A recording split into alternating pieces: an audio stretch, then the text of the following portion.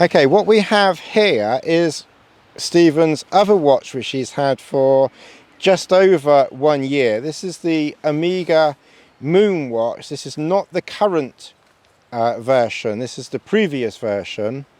Now, I've never in my life seen this or seen the box at all. So this is going to be the first time that we have the privilege and honour of looking at this particular watch and this rather magnificent box, one has to say. So Stephen's going to start taking boxes out for us, and we're going to have a look and see what's inside here and how big the box is and what else is included. Doesn't that look nice? So you open one side first and then that side. I mean, look at that, it's like bolted down, isn't it? A bit more. Okay, and go back again. Lift the box out of the box. We have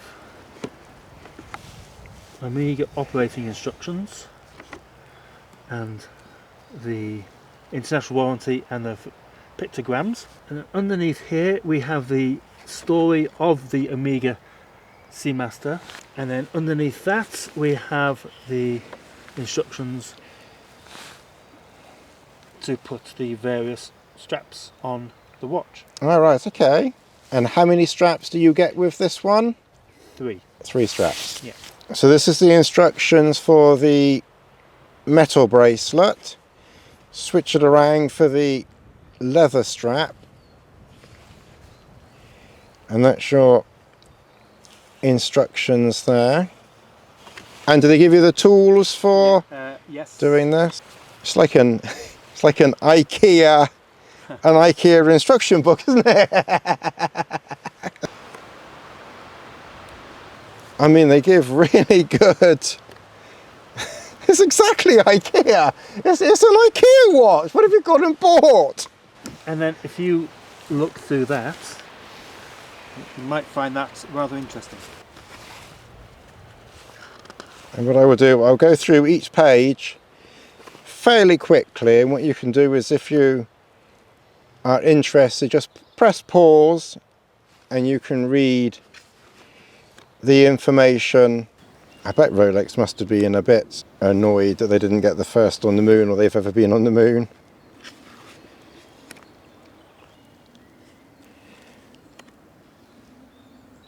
As you can see, it's quite an extensive... There's a lot of history there, isn't there? I wonder what ship that is. Rolex were given the opportunity to be the manufacturer that goes to the moon, but Omega won the... Oh, they won the contract, did they? The contract, yeah. I wonder whether that's because it was the better watch, or whether there was some politics or some backdoor, or maybe the Omega was the cheapest, because they often say with these things, don't they, that it's the cheapest thing that often wins. And that's not to cheapen the watch, but I mean, that is just a fact of life, isn't it? You know. Right, here we have the instruction book, and this is in English, French, Dutch, Italian, and then a lot of squiggly languages under there as well. And that is an instruction book, literally fit for going to the moon. Okay, so this is the inner box. So we've opened one box, and this is now the inner box of the legendary moon watch. Do you want to give that an open, Stephen? You just pull that up and that flips that. And then lift that up there, and there you have it. Let's see what else is hiding. Have a look in here. So is that like a little magnifying glass? Is that like literally a magnifying eyeglass? Obviously a watch aimed at us old farts who can't see Jack. Ah. Straps galore. If I just put those there. So it's a NATO strap. That's a load of straps. Let's just whip these all out. And the bracelet's in there as well. Isn't it? No. Oh, I must have left the bracelet at home then. So how many straps did you get with this then? 4? Or is it three? You said 3, didn't you? 3, yes. I got the bracelet. I got the bracelet and that and that. Okay, so this watch comes with this NATO strap here, and then this Velcro type of strap here. Now, Stephen does have a bracelet which came with the watch, and I will invite Stephen in to explain this strap here. So somebody on the Omega SpeedMaster Facebook page had this watch with this leather strap, and I liked it so much I asked him where he got it from, and I bought this exact same strap. The reason why I wear it with a leather strap is because the bracelet that came with it, which I have at home, I don't feel is as comfortable as my Rolex bracelets. And also I have a 2003 Omega SpeedMaster on a bracelet, and the bracelet on the SpeedMaster is a lot more comfortable to wear. So the reason why I changed it from the bracelet onto this leather strap is because I don't feel the bracelet on the SpeedMaster is as comfortable as both my Rolex bracelets and this 2003 Omega SpeedMaster bracelets, which I have on at the moment. I just felt that the bracelet for the SpeedMaster was, when I'm wearing it all day, it's just not as comfortable to wear. So I changed it for this leather strap, which is fine, and it's extremely comfortable to wear. So on this side of the box here, we've gone through all the little cubby holes here. So on this side here, we have a paperweight. In here, if we can carefully, that's a good fit in there.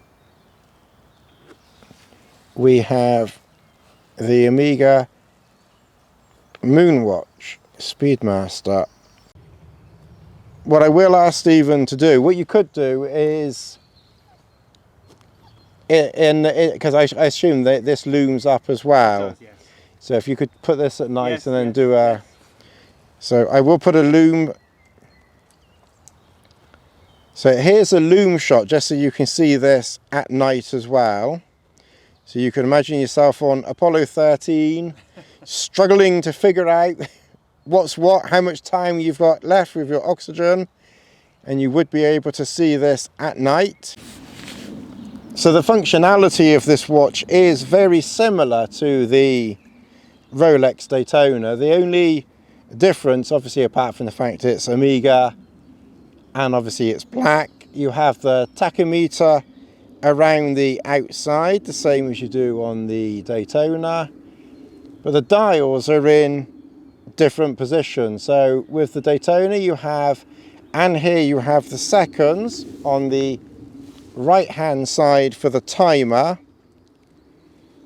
and on the Daytona you have the watch seconds at the bottom, and then you have the timer on the left. With this Omega SpeedMaster you have the seconds of the watch on the left, but effectively it's very, very similar in that regard. As I say, obviously the history, you know, is completely different. On the Daytona you have screw down pushers. On this you just have the pushers to start the stopwatch. Stephen is probably standing next to me with one or two kittens going on here, thinking, for Christ's sake, don't drop that watch. So you have the pusher here, and that starts the timer. Just give it a good press there, and that sets the timer off. And of course this will time up to 12 hours. And then the bottom right hand button resets the timer. And one real joy with this watch is being able to look at the back of it, and you can see the workings ticking away. The first watch worn on the moon. A very big thank you to Stephen for allowing me to look at his Rolex watch. Please check out my other video on that Tiffany turquoise watch, plus this Omega SpeedMaster, the moon watch. If you enjoyed this video, and I certainly hope that you did, and I certainly hope that you made it to the end, please leave a comment below. And of course, I would very much appreciate your time if you would subscribe, like, hit that notification button to all, and I will very much look forward to seeing you again soon.